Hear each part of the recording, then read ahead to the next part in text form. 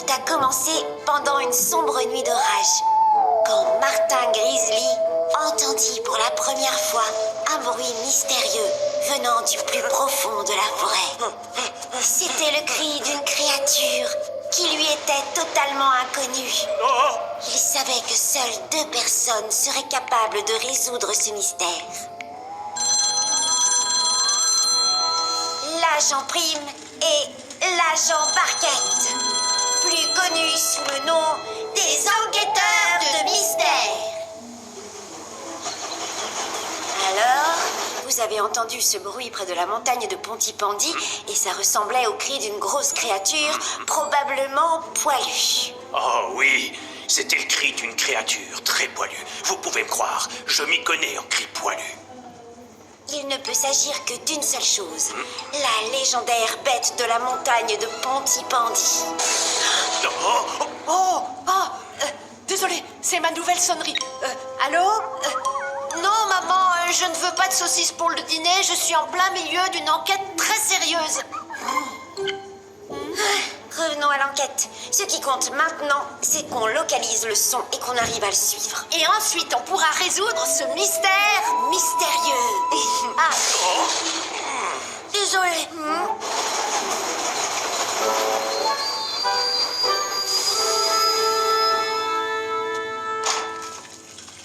Qu'est-ce qui vous amène ici à une heure aussi tardive? On est en pleine mission spéciale des enquêteurs de mystère. Une mission spéciale des enquêteurs de quoi? Des enquêteurs de mystère.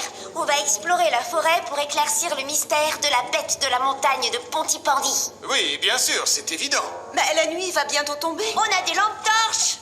L'un de nous devrait peut-être les accompagner, au cas où, on ne sait jamais. Eh bien, moi, la dernière fois, j'ai déjà aidé à résoudre le mystère. Ellie, tu voudrais les accompagner? Oui, j'y vais. J'adore les enquêtes mystérieuses. Attendez-moi. Vous avez entendu quelque chose?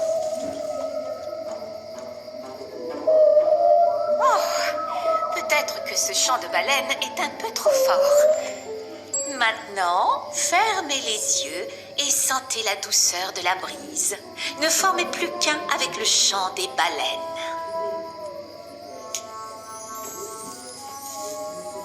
Et respirez le parfum des bougies aux algues marines. Ça sent la marée.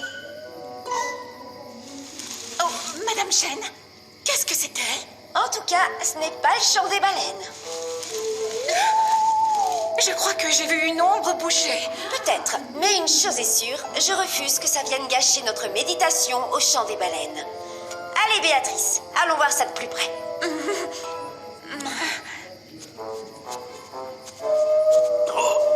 C'était le cri. C'était le cri de la bête. Attention, ma lampe torche. Nicolas, tu veux bien arrêter de faire du bruit? Tu vas finir par faire fuir la bête. Oh, j'espère qu'elle s'est enfuie. Qu'est-ce que c'était? Le bruit venait de ces buissons, Nicolas. Tu en es sûr? J'avais l'impression que ça venait plutôt de là. D'accord. Alors on pourrait peut-être appeler à voix haute et demander qui est là. On ne demande jamais qui est là dans un mystère mystérieux sur lequel on est en train d'enquêter. Quand on se retrouve dans cette situation, il n'y a qu'une seule chose à faire. S'enfuir? Non, se séparer en 2 groupes. Agent Prime, vous allez voir par là. Et moi, je vais voir par là. Bien reçu, agent Barquette. Attendez! Non! Oh, ne vous séparez pas. Oh. Les ennuis commencent. Je veux rester avec toi, Ellie. Je pensais que tu étais un trappeur des grandes étendues sauvages du Canada, Martin. Je n'ai pas peur des pumas, ni même des grizzlies. Mais tout le monde sait bien que Pontypandy est connu pour ses légendaires dragons qui crachent du feu. Ne t'inquiète pas, Martin. Il n'y a pas de dragon dans la forêt. Mais il se passe quand même quelque chose d'étrange.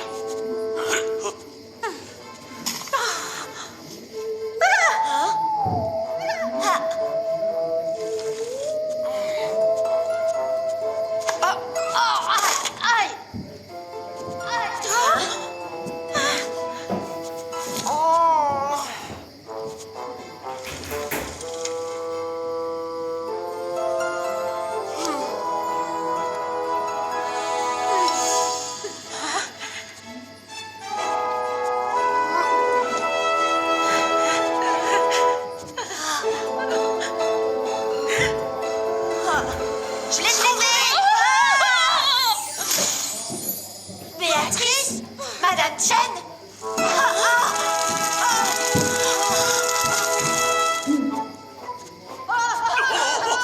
Oh, Donna Grizzly, qu'est-ce que c'était? Au feu? Je savais bien qu'il y avait un dragon. Ce n'est pas la faute d'un dragon. C'est leur faute, elles ont fait tomber leur bougie. D'accord, vous restez tous groupés. Je dois vite appeler la caserne.